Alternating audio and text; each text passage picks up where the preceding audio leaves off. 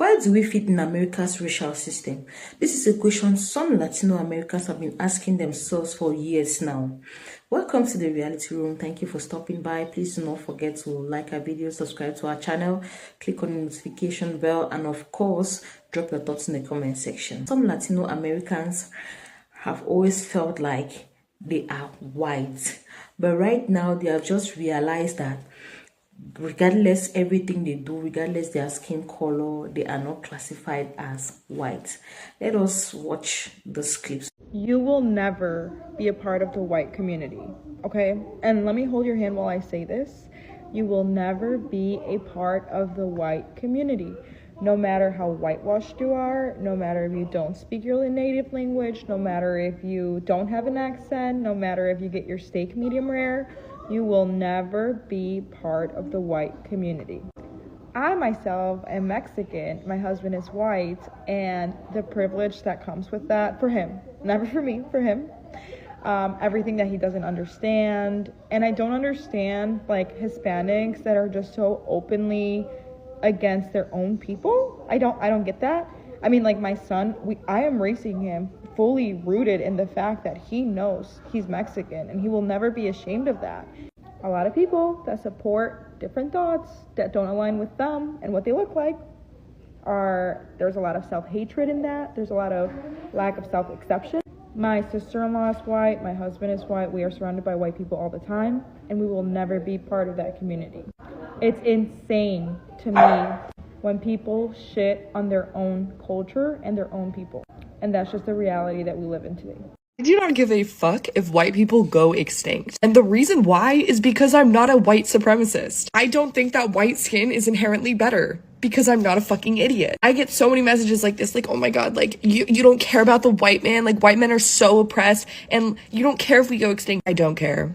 I don't care. I have dated people of all races. That has never been a factor for me. What is a factor is the person's vibe and personality. Most of the white men that I've encountered have been incredibly repulsive, racist, or disgusting, especially in small towns. It's not important to me to marry a white man to pass on my white genes. If I choose to have children and I have children with somebody with brown or black skin, the kid will still look like me. They will all share all of my same features. So honestly, I would probably be more upset about coffee going extinct than white people. I don't give a fuck. And it's not that I don't like the color of my skin. I love the way I look. I think I'm really cutie and I love my life. I don't take pride in being white. There is a difference between self-love and white supremacy. I'm not a white supremacist, period. I am honestly sick and tired of liberal Hispanics bullying conservative Hispanics. All you guys do is call us self-hating.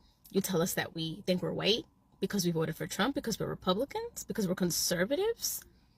So we're only accepted if we bend the knee to you. If we bend the knee to the Democratic Party, that's the only time we'll be accepted. I can't have my own beliefs, my own thoughts, because I am a traitor. I am so tired of this hypocrisy. It's hypocrisy because, like I always say, many Hispanics who migrate to the United States are the most racist people you'll ever come across. But then you come to America, and when you don't get your way, oh, white people are racist. White people are the most racist people. Hispanics are so racist, guys, and I made a video about this a few months ago, that it makes no sense. You're racist towards your own people from your own country, from your own villages. There are indigenous people in certain countries in Hispanic America that literally have no rights. They're treated like trash. They're isolated, exiled from the city. There's black people in Hispanic America that have the most poorest towns underfunded because they're primarily a majority black. You guys treat people of color like crap, but then you want to come here and say that white people are racist. Then you want to come here and bully other Hispanics who don't support the Democrats and say that we think we're white.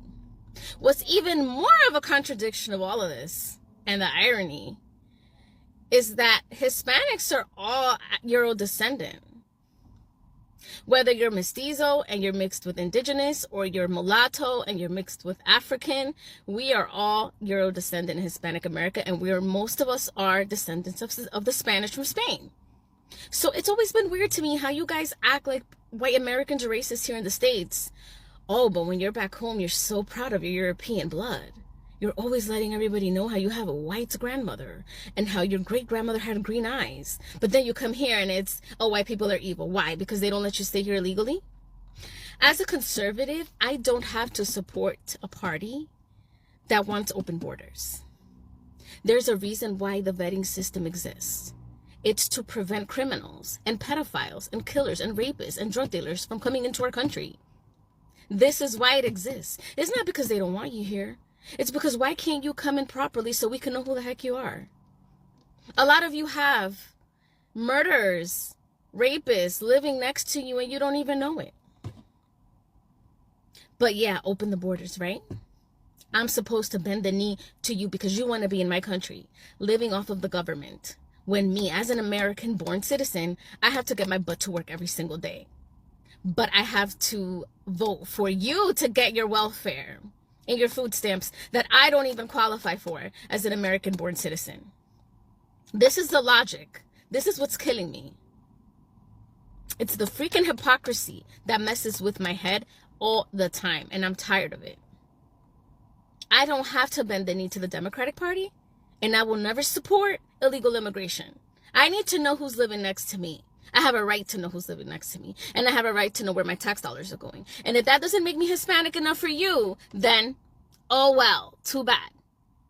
Oh well.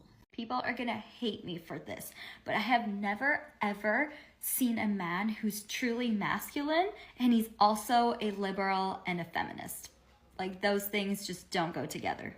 We are living through a massive critical thinking and reading comprehension crisis, and nowhere is that more obvious than in the comment sections. Whenever I drop a video breaking down complex social dynamics like white Latinos like Nick Fuentes and Marco Rubio are not white in America and they aim for white proximity, I make a point to keep it direct, succinct, and digestible. But without fail, there is always a loud group of people who aren't listening to understand. They're listening to respond from the limits of their own assumptions. Case in point, I've received some comments trying to lecture me, of all people, on the difference between race, ethnicity, and nationality, claiming I don't understand these distinctions or assuming I think Latino is a single racial group tells me one of two things. Either you're brand new here, or you see a black man speaking and you assume he couldn't possibly know what he's talking about, especially someone whose family is Latino by definition. So let's break it down, because the problem isn't my definitions, it's your lack of context. Let's start with a baseline. Race is a social construct. It's not rooted in fixed biological science. Depending on where you are on Earth and what chapter of history you're standing in, racial boundaries expand, contract, include, or exclude people purely based on local power, history, and phenotype. America is a textbook example of this. Whiteness in America today is not what whiteness was a few decades ago. Italian, Polish, Irish, Russian, none of them were considered white when they first arrived through Ellis Island. They were other discriminated against and legally marginalized, but over time, the definition of American whiteness expanded to absorb them, mainly to consolidate power against everyone still on the outside, and every country draws that line differently. Let's take the UK, for example. There's a widely used official mixed race category for people of black and white heritage. In America, if you're part black, you're not mixed, you're just black, full stop. Same human being who's mixed race in the United Kingdom, when they come to America, they're just black. You see how that can be confusing to people? Two completely different racial classifications, depending on which airport you land in. Which brings us to the Latino identity. This is exactly where people lose the plot when I speak on these things in the comments, because Latino is not a race. It's not an ethnicity. Never said it was, never thought it was. It's a regional umbrella term, which I can't stand, and it covers people of European, indigenous, African, Asian descent across dozens of sovereign nations. And let's be clear about something else. White Latinos absolutely exist. And in their home countries, they benefit from white supremacy. Across Latin America, light-skinned elites of European descent hold the wealth, hold the media, hold the power. They are historically and currently the ones subjugating indigenous and Afro-Latino populations through colorism and anti-blackness. No one is denying that. In fact, I speak to that fact all the time. However, that privilege holds zero weight and zero currency under the mechanics of American whiteness, because whiteness here in this country isn't just about skin tone. It's anchored to a specific Baseline: white Anglo-Saxon Protestant, the WASP standard. The moment a white Latino sets foot in America, that racial machine here does not care about their status in Mexico, their status in Havana, their status in Bogota. Non-Anglo origin gets filed as foreign, as other. So when I say Nick Fuentes isn't white, he's Mexican, or Marco Rubio is Cuban, I'm not confusing race, ethnicity, and nationality. I'm describing how American racial categorization actually works. Vying for white proximity in this country means aligning yourself with the Anglo-Protestant ideal. That's why Nick Fuentes lit up on camera when Biden said he passes as a white Christian man. You think I pass as a white Anglo-Christian? Well, I not only think you pass, I think you identify as it. Yeah. Yeah. Let's go. Yeah. He understands the ecosystem. You have to internalize Anglo-centric whiteness to escape the othering in this country. Automatically applies to everyone attached to a Latin American background. So yes, white Latinos oppress Afro and indigenous Latinos back home. And yes, those same white Latinos get racialized as other the moment they set here. This is why you have to understand two things can be true at the same time, because race isn't a science. It's a local contract enforced by whoever holds power in that specific territory. So please, before you jump into my comments telling me I need to educate myself or I should stop talking about things that I'm aware of and educated on, look at the context of what was actually said. Look at the theme of the video, because you're out here trying to correct me without having a fundamental understanding of how borders can rewrite what race even means. The only thing you're proving is that you're the one who needs a lesson. Stay black, stay blessed, stay informed. As an American, there are some things that you can truly never fully understand until you leave the United States. I moved out of the United States 2.5 years ago, and since then, there have been moments where certain things happen that completely and utterly break everything that I've ever known. And today, one of those things happened. I'm currently living in Germany, and very recently I just got a part-time barista job. It's completely a part-time thing and just something for me to make some extra cash on the side. And I literally cannot even work more than 20 hours a week per my resident permit. And I haven't even started working yet, but there are some things about this job that have already broken me in a good way. As I'm in talks with the boss trying to get this job, I'm expecting like, okay, we'll do like an interview or something and they can see if they like me or not. And the boss emails me about like, they don't do like an interview, they do like a tryout day, and they're telling me like come in for the tryout day and see if you like it and if you fit in with the environment well. And when I went in for the tryout day and like all went really well and stuff, the boss asked me at the end, so like if you feel good about this job, like if you like it, if it suits you well and you think you might want to stay here, then just like write me an email and let me know by like Tuesday or whatever. And they're not saying anything about like whether they even like me or not. Like all the focus seems to be on whether like I like the job and I want to stay there. Like I ended up having to ask like, well, do you like me? Like my German isn't so good, so like is it okay or is it like a problem? Like how do you feel like I fit in with the environment? And only then did I hear from the boss like that, yeah, they liked me too. And then as we're going through the hiring process, like the first thing that they tell me is like, okay, the paperwork should be ready to sign in like 2 weeks. First things first, I need a little bit of information from you. And the first thing she asked me was, when do you want to take your vacation days this year? Literally the first thing that they asked me. Guess how many vacation days I get for a part-time 20-hour-a-week barista job? I am allotted 36 vacation days, or 6 weeks in a 6-day work week schedule. 6 weeks. But the thing that broke me today was an email from my boss telling me that not only is it possible for me to go on the public healthcare system, but it's literally required for me to. For context, this has never been possible for me before, and since I turned 25 and moved outside of the United States, I've only been able to have essentially travel insurance. And now through the German public healthcare system, I can pay into it and then see pretty much any doctor that I want to, as long as they have an available appointment for free or pretty much free.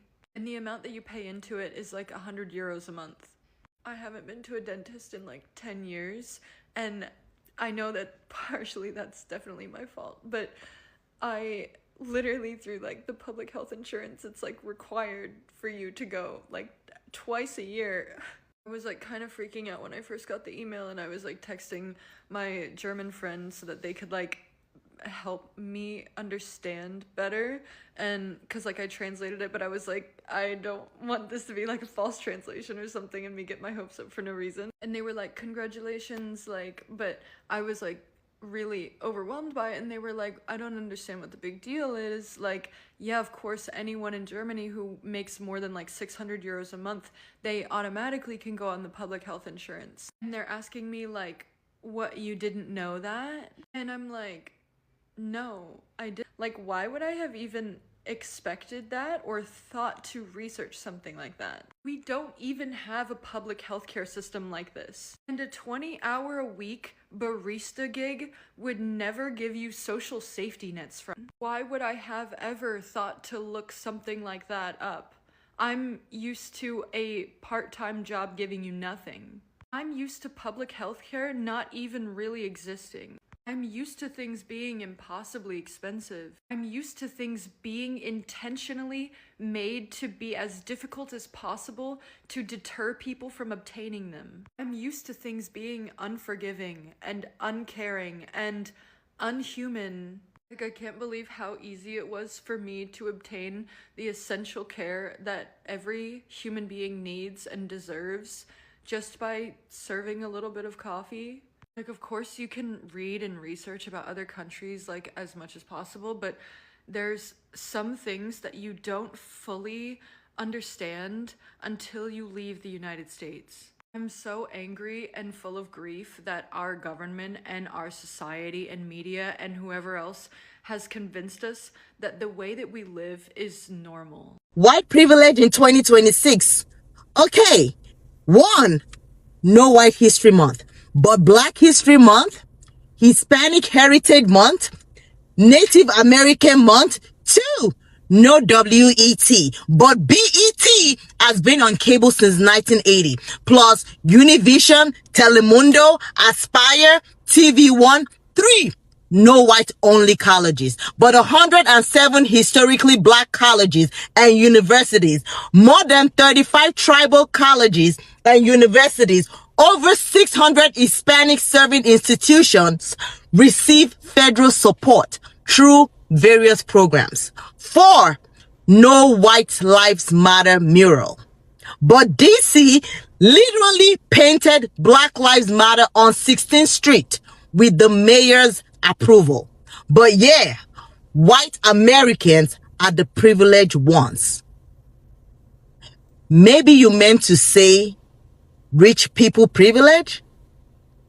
White men will get upset when other women of color or other ethnic women won't put them on a fucking pedestal. I once commented under this video on IG, basically, the post was about Latinas dating white men, and I commented saying, I will never fall for the white boy Latina propaganda. Like, I'm just not gonna date a white man as a Mexican.